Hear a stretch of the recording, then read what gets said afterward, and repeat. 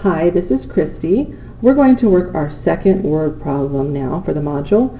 I'm going to use the Solving Math Word Problems checklist as I go. Step number 1 is always to understand the problem. Let's read it together. Katie volunteered to make costumes for her daughter's school play. She has 2 7/8 yards of gold fabric to make fairy costumes. If each costume calls for 3/4 yard of this fabric, how many costumes can she make? Okay, well, she's making costumes, and they are fairy costumes. I don't know exactly what a fairy costume looks like because I've never made one, but I'm just going to guess based on the fact that I have some small kids that it's going to have something fluffy and puffy. Maybe this would be something that a fairy costume might look like. So, are there any unknown words? I don't think so. A yard is a measurement. It's larger than a foot. And what do we need to find to answer the problem? We need to find how many costumes she can make. So let's read this again. Katie volunteered to make costumes for her daughter's school play. She has, this is an important number, 2 7/8 yards of gold fabric to make fairy costumes. If each costume calls for 3/4 yards of this fabric, how many costumes can she make? Let's see. This is approximately a length of fabric. When you go to the store and buy it, they unroll it onto a very long counter. She has almost 3 yards, 2 7/8. So I'm going to say she has 1 yard, 2 yard, and almost another yard here. Each costume calls for 3/4 of a yard. 3/4 would go about this far. That would be the first costume. And then a 3/4 would go about, let's make it the same length, about like that. Second costume. Again, I'm going to keep the same length just to get my estimate. 3. I don't think that this is going to give me another yard for my fabric here. So let's just say my estimate is going to be 3 costumes.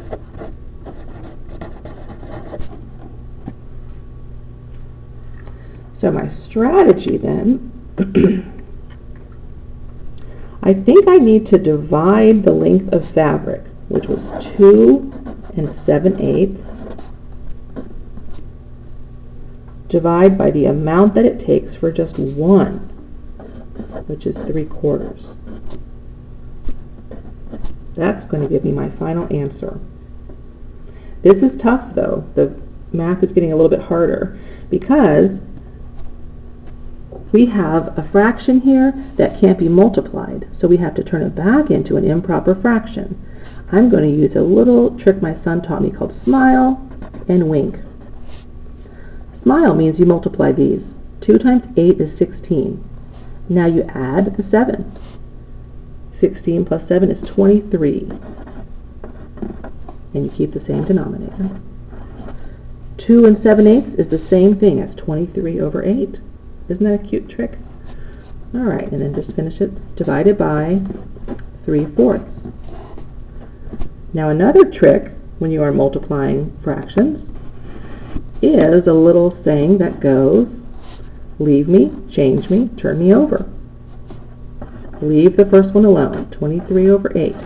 Change me. The division turns into multiplication. That's going to make it easy for us. Turn me over. You're going to flip this fraction into its inverse. Do you see how 3 was on the top? Now 3 is on the bottom. So we've changed from a division problem to a multiplication problem, which makes it easy to do. We know how to do that. You go all the way across the top, and all the way across the bottom. So 23 times 4. 3 times 4 is 12. Carry the 1. 2 times 4 is 8. Plus the 1 is 9. So 23 times 4 is 92. Now multiply the denominators. 8 times 3, that's a math fact that I already know. That's going to be 24. So I have 92 24ths. Am I done? Well, you have to right now it's a top-heavy fraction, or an improper fraction. We now have to turn it back into something that looks more like this. We're going to unravel it. How many times does 24 go into 92 completely? I think I know in my head, but let's go ahead and work it out. I think that this is going to go in 3 times. 3 times 4 is 12. 3 times 2 is 6, and add the 1. Now I have 72, and then you subtract. 2 minus 2 is 0. 9 minus 7 is 2. It goes in 3 times completely, with a remainder of 20.